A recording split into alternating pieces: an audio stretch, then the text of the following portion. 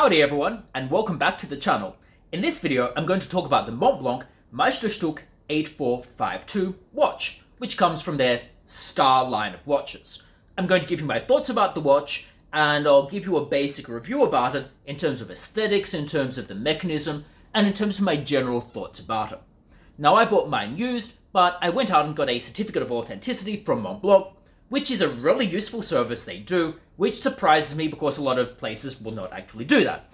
But for $99 Australian, I could get a certificate of authenticity to prove that it's authentic if/when I were to go out and sell it, which is great. In any case, I'll give you my thoughts about the watch, whether it's perhaps worth considering, and just general information about it. Now, if you have any thoughts about the watch, drop those in the comments below, or if you have any thoughts about how terrible the review is, also drop those in the comments below. If it turns into a dumpster fire, that's probably good for engagement. And in any case, it would be great if you like the video and subscribe to the channel. And with that in mind, let's start looking at the watch in detail. So, as you can see, I've put on my white gloves to give this video a veneer of authenticity, or to just hide how terrible my fingernails are. So, what I'm going to do is I'm going to start off by looking at the aesthetics of the watch and my general thoughts about how it actually looks. Now, as you can see, in this particular model, we effectively have an ordinary analog dial, and we have several complications on it. We have a date complication, and we also have several other dials within the main dial. Now, these other dials are of, I'll put it this way, little actual use is probably the best way of putting it, but that's another issue in terms of actual mechanical usefulness. Just focusing on aesthetics, it looks reasonably pleasant from a distance, everything is symmetrically laid out, everything works reasonably well is probably the best way of putting it. I wouldn't say it's an unusual look, but what I would say is it is an attractive look, is probably the best way of putting it. Everything basically has a degree of textural integrity toward how it is laid out, in that nothing looks like it is just put down in a haphazard way, everything looks like it is laid out in an aesthetically pleasing way. If you look at the fonts here, we have a few different fonts, and that is in some ways good, in some ways bad. The good part of it is it creates a degree of interest, i.e. everything looks a little bit different from one another, it looks quite pleasant. The bad part about it is it does kind of annoy me, that we seem to have like 4 different fonts on the front here. We have the numbers in this italic font, then we have the rest of this font in what is effectively the bezel here, which looks different from the Montblanc font, which looks different from the automatic font. So everything is in a slightly different font, which is a little bit weird to be completely honest. Now, in terms of the actual dial itself, the dial is one thing I really like about the Montblanc Star watches. You can effectively see it kind of has a star type pattern to it. They have kind of effectively a waffle pattern as it kind of waffles out. And it kind of looks like a star that resembles the Montblanc logo, and it is a really nice textured look to it.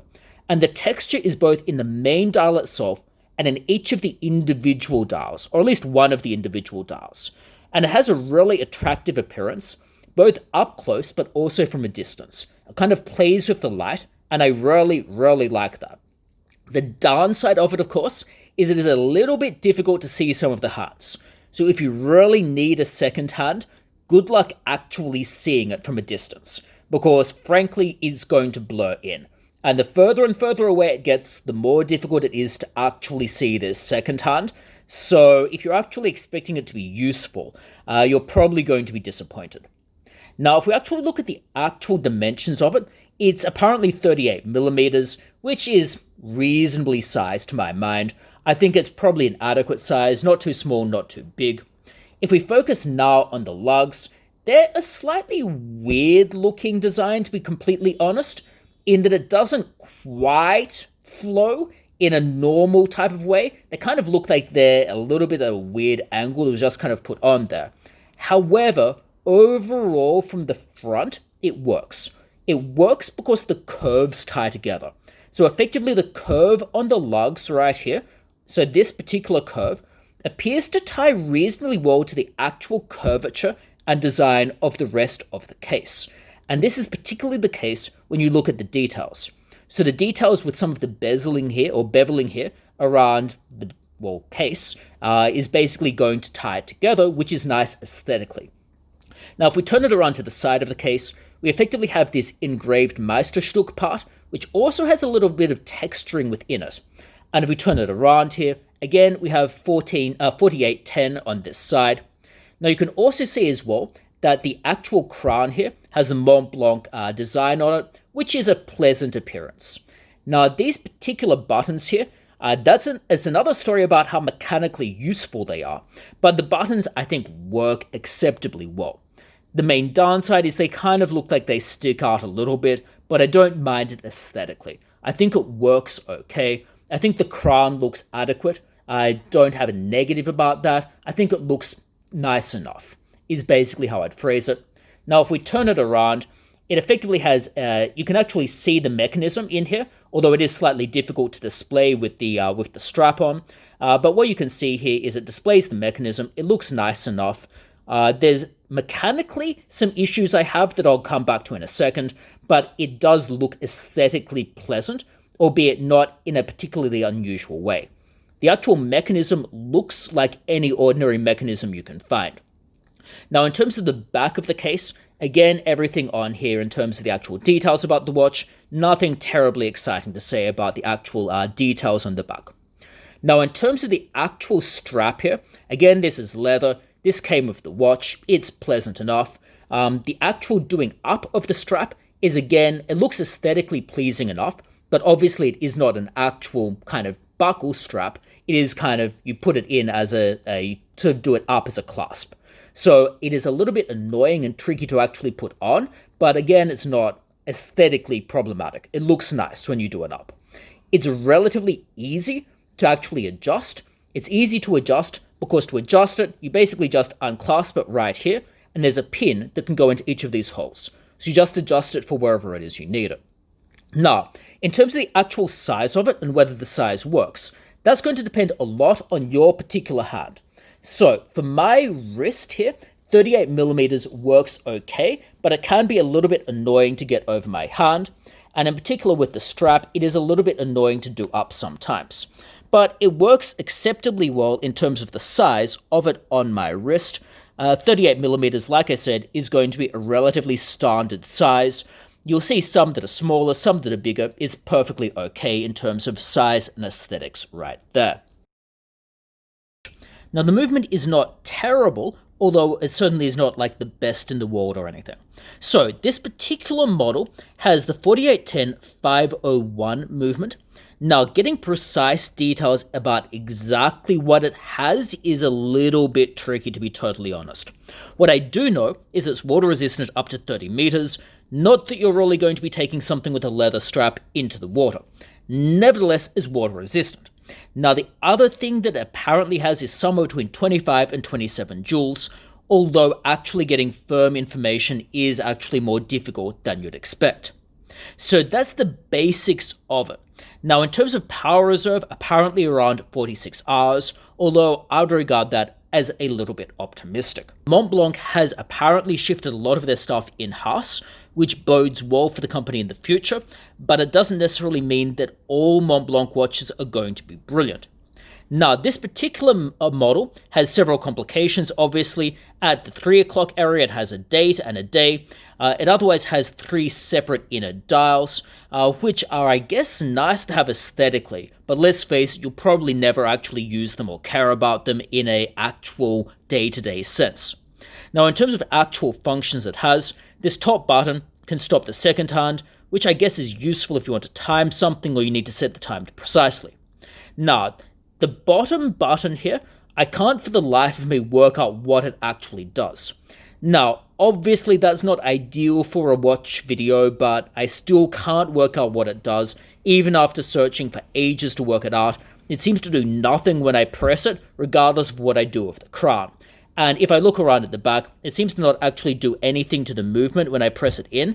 So basically doesn't seem to actually do much other than sit there for aesthetics, so that they have a second button that looks like it's going to fit in for symmetry.